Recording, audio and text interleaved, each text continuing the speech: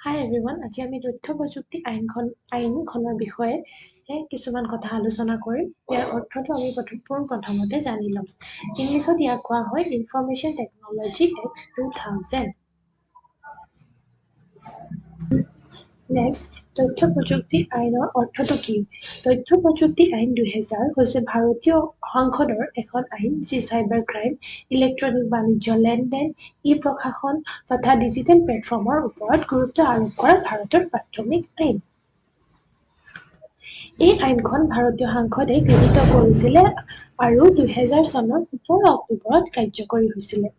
এই আইনখন সমগ্ৰ ভাৰততে প্ৰযোজ্য। লগতে যদি কোনো অপৰাধত ভাৰতত অৱস্থিত কোনো কম্পিউটাৰ বা নেটৱৰ্ক জড়িত থাকে, তেনে এই আইনখনে ভাৰতৰ বাহিৰত সংঘটিত অপৰাধৰ ক্ষেত্ৰতো প্ৰযোজ্য হ'ব।